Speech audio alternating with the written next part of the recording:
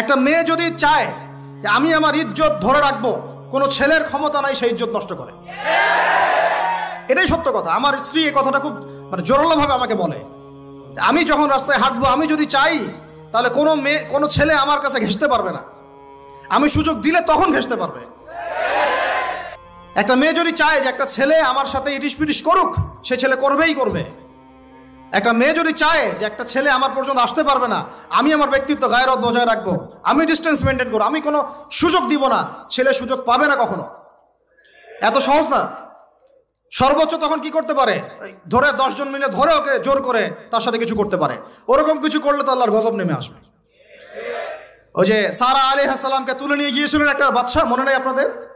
সারা আলাইহিস সালামকে একটা বাদশা এরকম উঠাই নিয়ে আসছে। আর সারা আলাইহিস সালাম সবচেয়ে সুন্দরী মেয়েদের একজন ছিলেন পৃথিবীর ইতিহাসে, ইব্রাহিম আলাইহিস সালামের স্ত্রী। তখন তিনি হাত বাড়াচ্ছে তার দিকে ধরার জন্যে, আর সারা আলাইহিস সালাম তখন বলছে, দাঁড়ান, আমাকে 2 রাকাত নামাজ পড়তে দেন। 2 রাকাত নামাজ পড়ে তিনি আল্লাহর কাছে হাত তুলে বলেন, আল্লাহ, তুমি জানো আমি আমার সতীত্ব, আমার ইজ্জত, আমার সম্মান আমার স্বামী ছাড়া আর কারো সামনে কখনো প্রদর্শন করি নাই। আজকে এই জালেমের হাত থেকে আল্লাহ তুমি আমাকে বাঁচাও। ওই দিকে ইব্রাহিম আলাইহিস সালাম নামাজে দাঁড়িয়ে গেছেন।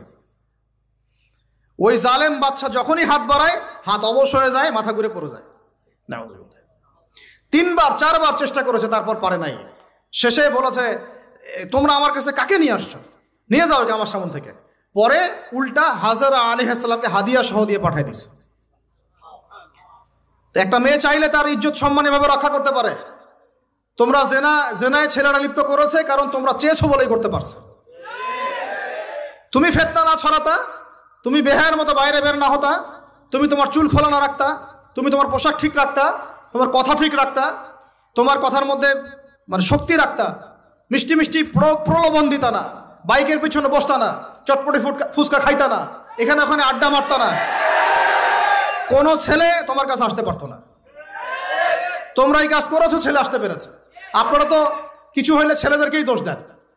ছেলেরা তো এমনি আকর্ষিত হবেই। আমি একজন ছেলে হিসেবে বলতেছি এটা না তো বিষয়টা। একটা ছেলের ফিতরত এটা, যে তার কাছে সবচেয়ে সুন্দর মনে হবে একটা মেয়েকে। এটা একটা ছেলের ফিতরত, স্বভাব ধর্ম, এটা চুম্বকের মতো আকর্ষণ করবে। আর এর উপর যখন আপনি এটাকে ফ্রি অ্যাক্সেস করে দিবেন, লাইসেন্স করে দিবেন, বেপর্দায় বের হবে, গায়ের জামা কাপড়ও ঠিক নাই, হ্যাঁ, তারপর কথাবার্তা মিষ্টি মিষ্টি প্রলোভিত টানতেছে, সিডিউস করতেছে, তখন তো একটা ছেলে মিসগাইডেড হইতেই পারে, স্বাভাবিক। ছেলেরও দোষ আছে, কিন্তু অবশ্যই এখানে মেয়েরও দোষ আছে। আমরা তো অনেক সময় ঢাকা শহরে দেখি রাত 10টা 12টা বাজতেছে, আমরা মাহফিল করে যাচ্ছি, কোনোদিন বাসায় ফিরতে 1টা 2টা 3টাও বাজে, রাত 3টার সময় ছেলে মেয়ে বাইকে করে ঘুরতেছে ঢাকা শহরে। ওই মেয়েটার কি বাসায় বাবা নাই, ভাই নাই, কোনো স্বামী বা কেউ নাই, মাহরাম কেউ নাই? তো আমরা সুযোগ দিচ্ছি বলেই তো আমাদের ঘর পর্যন্ত ঢুকতে পারছে। সবার আগে মেয়েদেরকে শক্ত হইতে হবে। আর মেয়ের বাবা যারা, আমি তো নিজেও মেয়ের বাবা, আমরা বাচ্চাদের সাথে সময় কাটাই আর ভাবি যা কি যে হবে ভবিষ্যতে আল্লাহ ভালো জানেন। কিভাবে মেয়েকে মানুষ করব, কিভাবে সতীত্ব রক্ষা করবে আমাদের মেয়েরা। যা চলতেছে অনেক মাদ্রাসার মেয়ে পর্যন্ত নষ্ট হয়ে গেছে। আপনারা জানেন না তো, আমরা জানি কথা। মাদ্রাসায় পড়ুয়া বহু মেয়ে নষ্ট হয়ে গেছে। যতদিন পর্যন্ত এদের হাতে মোবাইল ফোন ছিল না, ইজ্জত ঠিক ছিল। মোবাইল ফোনটা যখনই ঢুকেছে, ইজ্জত নষ্ট হয়ে গেছে বহু মেয়ের। আমি এরকম জানি, বলতে চাচ্ছি না। যাই হোক, ওই জায়গায় আসেন, ওই ছেলেটা তখন 100 স্বর্ণমুদ্রা অর্জন করেছে, কষ্ট করে আর্ন করেছে। যে আপনাদেরকে বলে যে নিজের পায়ে দাঁড়াও, তারপরে তোমার সাথে রাজি। সে অনেক কষ্ট করে 100 স্বর্ণমুদ্রা অর্জন করে মেয়ের কাছে গিয়েছে, চাচাতো বোনকে বলেছে যে স্বর্ণমুদ্রা নাও, এখন বলো তুমি রাজি না। সে মেয়ে বলছে হ্যাঁ ঠিক আছে।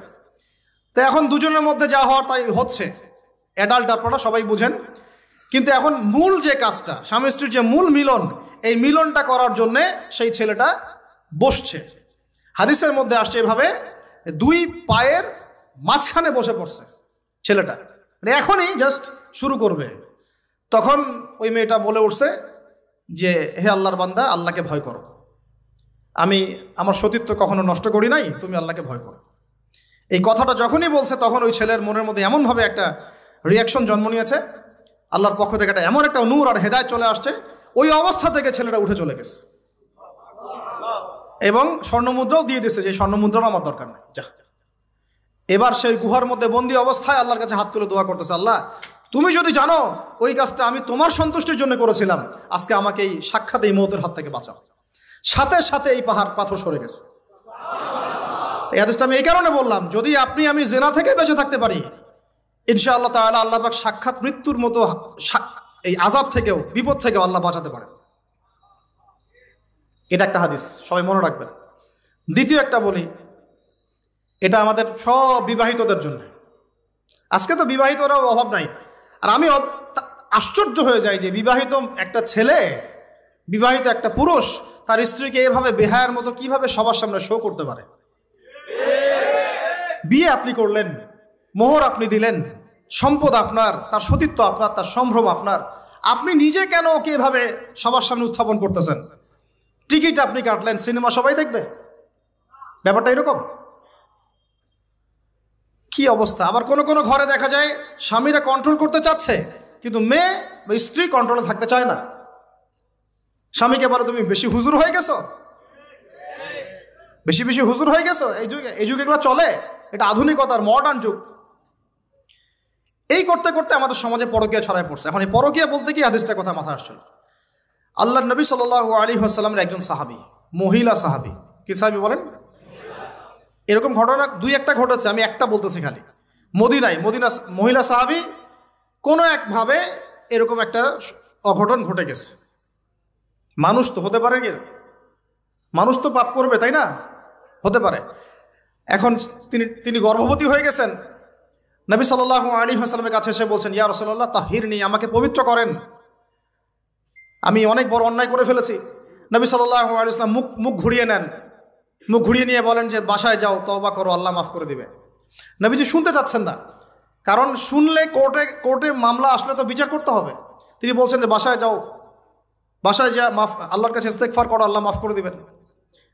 আবার এদিক দিয়ে ঘুরে আস, ইয়া রাসূলুল্লাহ আমাকে পবিত্র করেন, আমি অন্যায় করে ফেলেছি। এভাবে কয়েক দফার পরে নবীজি বলছেন, তুমি কি অন্যায় করেছো? এমন কোন কাজ কি তুমি করেছো? সুরমা দানিতে সুরমা নেয়ার সময় আমরা যেভাবে নেই, এরকম কোনো কাজ কি তুমি করেছো? মানে উনি শব্দটা উচ্চারণ করলেন না মুখ দিয়ে, একটা এক্সাম্পল মিসাল দিয়ে বুঝালেন, তুমি কি এরকম কোনো কাজ করেছো? অ্যাডাল্ট্রি কোনো কাজ করেছো? তো তিনি বলছেন, হ্যাঁ আমি গর্ভবতী হয়েছি। নবী সাল্লাল্লাহু আলাইহি ওয়াসাল্লাম আমার বিচার করে দেন। তিনি বলছেন যে বাসায় যাও, আগে সন্তান জন্ম দাও, তারপরে দেখা যাবে। সন্তান জন্ম হলো, সেই মহিলা আবার এসেছেন, সাহাবী, ইয়া রাসূলুল্লাহ আমার বিচার করে দেন। বলছেন সন্তান জন্ম হয়েছে, হ্যাঁ। এখন সন্তান কি করে? দুধ পান করে। দুধ পান করাও, 2 বছর দুধ পান করাও, তারপরে বিচার করে দেবো। 2 বছর দুধ পান করা শেষ, সন্তান এখন শক্ত খাবার খেতে পারে। কোলে করে সন্তানকে নিয়ে আসছেন। নবী সাল্লাল্লাহু আলাইহি ওয়াসাল্লামকে বলছেন যে ইয়া রাসূলুল্লাহ, এই যে আমার বাচ্চা দেখেন খেতে পারে, এখন একে আমার বিচার করে দেন। দেখেন তাদের পরকালের কনসেপ্টটা কেমন ছিল, তাদের পরকালের চেতনা কেমন ছিল। এবার নবী সাল্লাল্লাহু আলাইহি ওয়াসাল্লাম বলেন, তোমাদের মধ্যে কে আছো এই বাচ্চার দায়িত্ব নিতে পারো? একজন আনসারী সাহাবী বলছেন আমি। বাচ্চা তার কোলে দিলেন, দিয়ে বলেন এই তাকে নিয়ে যাও, নিয়ে গিয়ে অমুক জায়গায় নিয়ে তাকে রজম করো। কি করো? রজম মানে কি ভাই? কোমর পর্যন্ত মাটিতে গেঁথে দিয়ে পাথর নিক্ষেপ করে, এই রজম করতে গিয়ে তার গা থেকে রক্ত ফিনকি বের হয়ে কোনো একজন সাহাবীর, সম্ভবত খালিদ ইবনে ওয়ালিদ রাদিয়াল্লাহু আনহুর জুব্বার মধ্যে গিয়ে লেগেছে। তখন তিনি কিছুটা তাচ্ছিল্যের স্বরে একটা বাক্য প্রয়োগ করেছেন যে ছি, এটা কেমন হলো? হ্যাঁ, মানে কিছু বলেন নাই, জাস্ট একটা রিয়াকশন দিয়েছেন যে এতটা। নবী সাল্লাল্লাহু আলাইহি ওয়াসাল্লাম এই কথাটাই বলতে চাচ্ছি আমি। তিনি বলেছেন, হে তুমি তাকে এভাবে করো না, আন্ডারএস্টিমেট করো না। এই নারী এই অপরাধ করার পরে যে পরিমাণ ইস্তেগফার করেছে, আল্লাহর কাছে তওবা করেছে, তার একার তওবা যদি মদিনাবাসীর মধ্যে ভাগ করে দেওয়া হয় তাও কম হবে।